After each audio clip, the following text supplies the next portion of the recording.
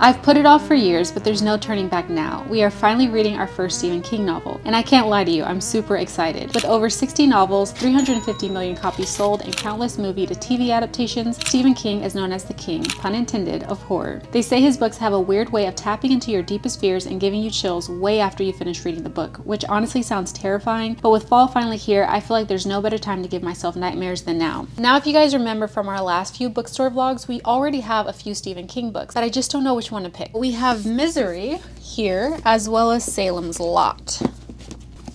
So what do y'all think? Now with Salem's Lot, this is a book about vampires, so you guys know I'm super intrigued about this one. Now this is Stephen King's second book. The first book I believe was Jerusalem's Lot, so this is the second book to that. And this is the book which really solidified him as like the GOAT for horror. And also with Misery, everyone knows Misery. They made the movie in like the 90s. And this book is about a really famous author. He is about to kill off one of the main characters in his book that he's writing. And he meets his biggest fan. And she's so upset that he's about to kill off this main character. So instead she's like, you know what? I want you to rewrite it just for me. And the only way she can seem to motivate him to do it is to keep him locked up in her basement. Damn. And anytime he tries to get away, she uses an axe, she uses a blowtorch, she uses needles, she keeps food away from him, and no one knows where he is because he was in an automobile accident before this. So he's literally stuck here, and you just follow his story of survival, trying to get out of this situation. So both of these sound absolutely terrifying if I'm being honest. But because the fall is finally here, y'all know, like, this is my Twilight season. This is when I feel the most connected with the vampires and the werewolves and all that fantasy stuff. So I feel like I'm leaning more towards Salem's Lot, but Misery sounds good too. And I did start this last year. I just never got the chance to finish it. So I feel like I should read this, but my heart wants me to read this. What do you guys think? Wow, Misery is very short. It's 351 pages, and Salem's Lot is, god dang, 653 pages. So my heart wants to read this, but my heart doesn't want to read 653 pages. Dang, that's a big difference. That's like double the book, right? I feel like we should read Misery, just logistically. And then after this, my second book should be this. What do you guys think? Yeah, I think you're right. I really wanted to read Salem's Lot. Next time. But you know what's crazy? I already bought Salem's Lot on my Kindle, anticipating that I was going to pick Salem's Lot. And I read faster on my Kindle, so I knew I was going to use it during this vlog. But now, logistically, just out of pure logistics, I feel like I should read Misery. But the heart wants what the heart wants. What shall I do? I don't know. Should I flip a coin? Heads, it's Misery. Tails, it's Salem's Lot. Are y'all ready? It's heads. We're reading Misery. God dang.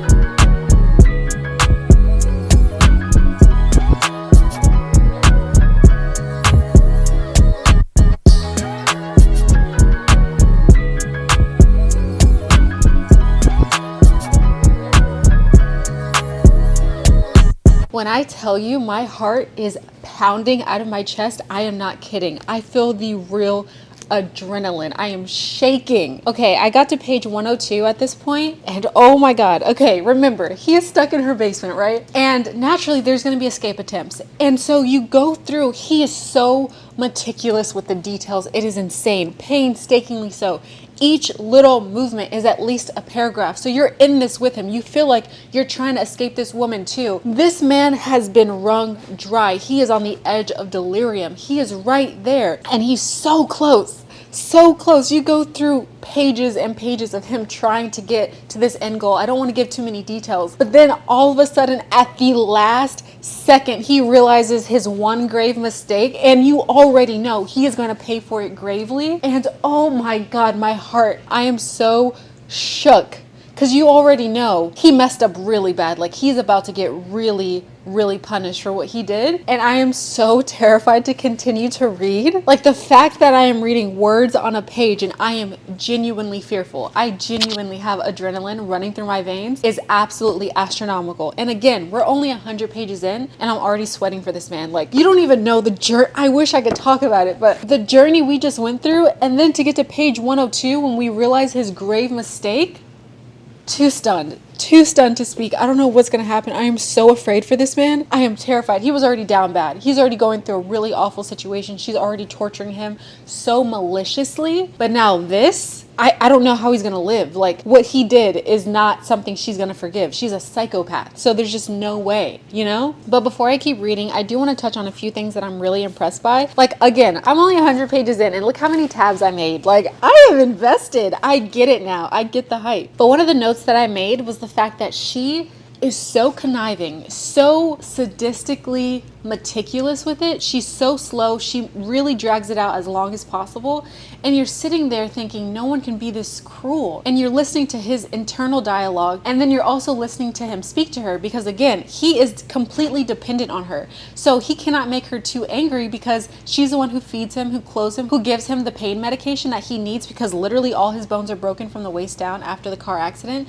And she's like using that to her advantage. And it's just so sick and twisted, and you're almost losing your mind with him because he's stuck in this room seeing the same four walls for like a month, and you see him slowly come in and out of like psychosis, and it's just so brilliantly done. I cannot believe it. I feel like I'm locked in a basement. I feel like I'm fighting for my life. Like, it is so crazy. And I am telling you, the genuine fear I feel right now for this man, I don't know how he's gonna get out of this. I'm just so scared for him. If that's not good writing, I don't know what is. I don't think I've ever been this genuinely fearful in a thriller or mystery or horror book than I am right now.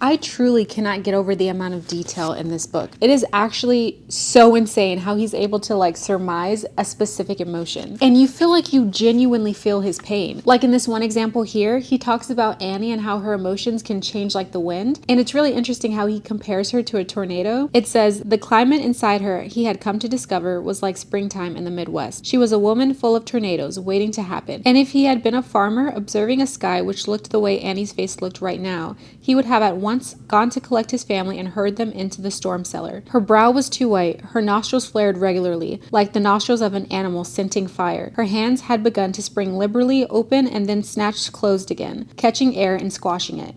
Like, do you see how palpable that emotion is? You feel her anger just listening to that. And by default, you kind of feel the exact same fear that he feels because you can imagine yourself in that situation, watching someone be that angry at you, knowing that you're at their disposal, knowing that they're the ones torturing you. Like, it just throws you exactly in the situation that he's in. It's so brilliant. And because he's so detailed with his pain and the experience that he goes through, every little detail makes you feel like, oh my gosh, this is me, this is my situation, this is what I'm going through. Like in this instance here, he's talking about how the pain is too great, how he has all these broken bones from the pelvis down. She will not take him to a hospital, and she only gives him painkillers like every few hours. But when she gets upset with him, she withholds the medication. So he's just dealing with the throbbing pain of all these broken bones in his body. And here he says, please God, please, he moaned as the Cherokee started outside with a bang and a roar. Please God, please, let me out of this or kill me. Let me out of this or kill me.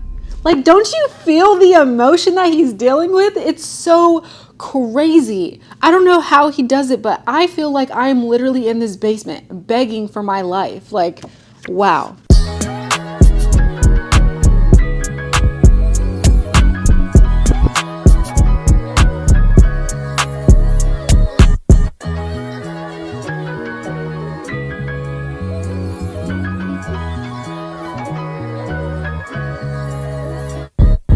I think the reason why it's so scary and so chilling is because every little detail is drawn out. There's so much built up suspense. It's like one little thing after another. You know how the Grand Canyon was made by just water passing it over years and years, and then it slowly created this wonderful thing? I feel like that's what it is, but in such a horrible way, because every single sentence, just a little bit more suspense, a little bit more fear. And now I'm at page 221 and I am literally shaking in my boots. I am so scared for this man. Like, I do not see how he's gonna make it out of here. I don't think that he's going to live, and I'm just so afraid that she's going to break. And it's crazy because like since the beginning, she's slowly just gotten worse and worse and worse. And you see every little detail of her shift and like psychosis.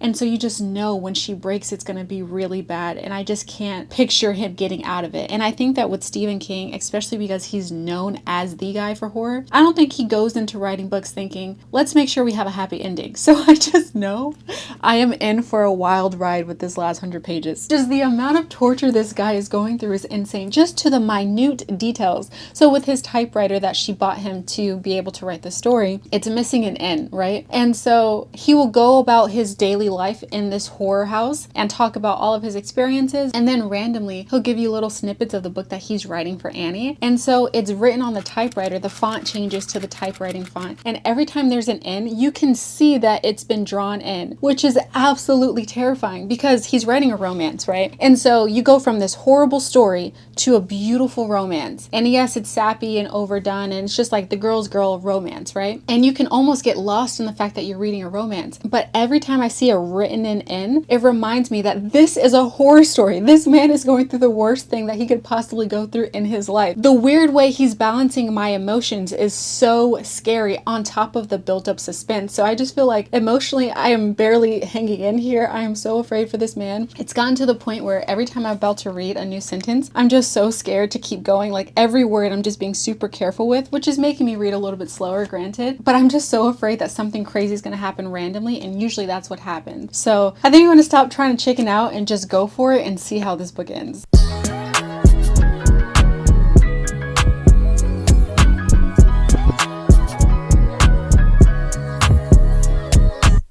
Oh my god. Oh my god. I am so afraid. Page 230. This is worse than death. Like, to be told this while you're laying down and you're in so much pain and you see that she's about to do this thing, I cannot imagine. I am literally shaking now, and I'm just reading it, and he is in this situation. Now, I know that there's a movie for Misery, and I'm sure a lot of people have seen it. It came out in the 90s, but I've never watched it. And I feel like after reading this, I need to watch it, but I'm so terrified.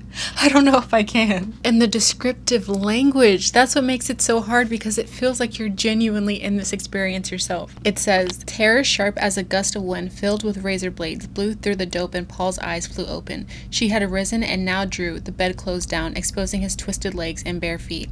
No, he said. No, Annie, whatever it is you've got on your mind, we can talk about it, can't we? Please. She bent over. When she straightened up, she was holding the axe from the shed in one hand and a propane torch in the other. She bent down again, and this time came up with a dark bottle and the box of matches. There was a label on the dark bottle. Written on the label was the word betadine. Betadine? Betadine? Oh, betadine. He never forgot these things, these words, these names. Annie, no, he screamed. Annie, I'll stay right here. I won't ever get out of bed. Please, oh God, no, please don't cut me. I am so afraid. Oh my God, my heart is racing so fast, and I know she's gonna do it. I know she's gonna do it. But then I'm like, I guess we just get so used to a happy ending, so my mind is still on the fact that, like, okay, if she does cut him, if she does cut off his legs, how is he gonna escape? But I think I'm officially coming to the realization that he is going to die in this house. He is not going to escape, which is just so chilling. That makes a scary story even scarier, because it's not like you go through this horrific experience and you come out triumphant, a little battered, probably are an amputee at this point, but you're still alive and you like defeated the awful person. But no, these stories are scarier because you go through all of this, and then for what? To die horrifically? Oh my God. It's like, I'm just so shook right now. I don't know what to do. A little later. It's about to happen. And he's saying, Annie, Annie, oh God, please, please, no. Annie, I swear to God, I swear to you, please give me another chance. I'll be good. Annie, please, let me be good. And then she's saying, just a little pain. Then this nasty business will be behind us, Paul. And then she puts the betadine on the axe. She's preparing to literally cut off his feet. And he's saying, Annie, oh please, please don't hurt me. But her eyes were mild and drifting. Don't worry, she said. I'm a trained nurse. Can you imagine? Can you just imagine laying? You literally have broken everything from the waist down. You see this woman towering over you with an axe, about to cut your legs off. because you went to go get some food while she left you for days on end. Like, and the awful part about it is he thought he got away with it. This whole time he thought he was sneaking in and out of his room scot-free, no worries or anything, and she knew the whole time, and she let him get real comfortable and then came in one day. Now she's standing over him with an axe. He literally cannot even move his legs out of the way of her axe. He's pleading with her and she just has this blank face on her. And now she's saying, don't worry, I'm a trained nurse. This is nightmare fuel. Like, I literally don't know what to do. I am so scared. I know it's over. I know it's over, but I'm prolonging it so bad because I don't know what's going to happen after this. And I just know the agony. And he explains human emotions so well. I just know I'm going to feel like this happened to me. The axe came whistling down and buried itself in Paul Sheldon's left leg, just above the ankle. Pain exploded up his body in a gigantic bolt. Dark red blood splattered across her face like Indian war paint and splattered the wall. He heard the blade squeal against bone as she wrenched it free. He looked unbelievingly down at himself. The sheet was turning red. He saw his toes wriggling. Then he saw her raising the dripping axe again. Her hair had fallen free of its pins and hung around her blank face. He tried to pull back in spite of the pain in his leg and knee and realized that his leg was moving but his foot wasn't. I just can't. All he was doing was widening the axe slash, making it open like a mouth. He had time enough to realize his foot was now only held on his leg by the meat of his calf before the blade came down again, directly into the gash.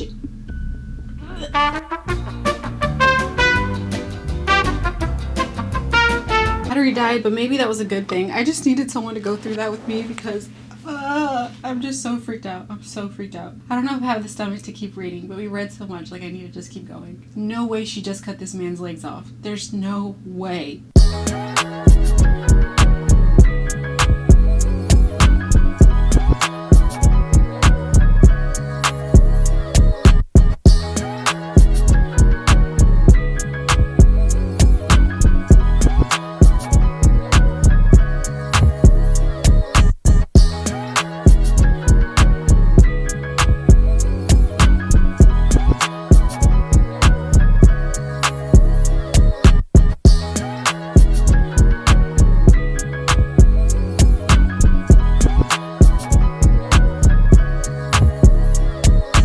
I don't even know what to say. This was a very wild ride. I don't even know where my head is at currently. I'm just so shook. The amount of times my heart was literally pounding in my chest, surreal. I literally lost count. I just could not believe the things that were happening. Every time you thought it was going to get better, it would get horrifically worse. And I just didn't see certain things coming. And wow, this was a crazy ride. It packed such a punch for just an average size book. Like, it's only 351 pages, but wow, it was a wild ride for sure. I don't know what I'm going to rate it yet. I think I need to sit on it for a little bit, but I do have a lot of thoughts. I thought it was very interesting how while he was being tortured and he was stuck in this predicament, the only way he could really lash out is through his book. And so he was caught in between the love of being an author. Like, he really did choose the job that was his passion in life. So he wants this book to be good, but also he hates Annie and like what she's doing to him. So the only way he can voice his frustrations is through his writing. And I just think that's so interesting because not only was it a vessel for him to express his emotions, like the push and pull of his mental state was so interesting because on one hand, he loves writing. He can already tell that this is one of the best books he's ever written. He wants to continue writing it, but then also like he has to get out of this situation. He knows that this book is the only reason why she's keeping him alive. And it was just such a wild, unbelievable, terrifying story. Like, absolutely terrifying, genuinely. And then a lot of you guys were telling me, because I did post this on Instagram, I was saying that this is the book that I was going to read now, so make sure you follow me on Instagram. But a lot of you guys are telling me I need to also watch the movie, but if it is anything near this book, I don't know if I have the stomach for it. It got so scary so fast. Every time you thought there was going to be a little mercy or he was going to somehow get out of it, just another horrible thing happened. Like, you just couldn't believe it. Genuinely, it was unbelievable in the worst way. But overall, I know that this is a good book. I know that the writing is incredible. I can't tell if it's going to be a 4, 4.5, or a 5. There was one thing that kind of bothered me, I'm not going to lie. And I know it's based in the time and, you know, this stuff happens, but when he was writing a black character, like when the author inside this book was writing a black character, he made him sound stupid and he called him the N-word. And I know that just happens. I know, I'm literally just voicing my thoughts. I'm just trying to be transparent, but he made him sound like an idiot. And not only that, and he called him the N-word, and there was just no repercussions for it, nothing. I know it's not supposed to be an activist book or whatever, but like the bare minimum humanity, you know, that annoyed me a little bit, but that's neither here nor there, I guess. Overall, it was a very, very good, very scary book. Like, I've never tabbed so many things. And it's not even things that like I wanted to come back to try to figure out what was going to happen. They were just so well written, and I had just profound thoughts about them that I needed to tab them and highlight, like just crazy. And his writing got more deranged as his situation got more dire. It was just so interesting. There were so many like elements to the story that pulled at your attention, and I just loved it. I genuinely had a good time. It was terrifying. I feel like it feels like going through one of those haunted houses. Like you paid to be afraid, but it's actually really scaring you. You know what I mean? Like, I don't know. I definitely want to continue to read more of his books. I think next time we definitely have to read Salem's Lot though. I hope that we can get to it this fall. I know it's on our TBR, but I don't know how it's going to happen. I just feel like that would be so perfect for me because I do love Twilight. And I know there's no correlation except for the vampires, but like, I just love that world. I love the cold, eerie feeling, you know? So I just want to see if I'm able to read that this year. If not, without a doubt, we have to read it next fall, but I still will definitely try. And that's it for me. I'm going to sleep with the lights on now. I love y'all so much, and I'll definitely see you in the next video. Bye.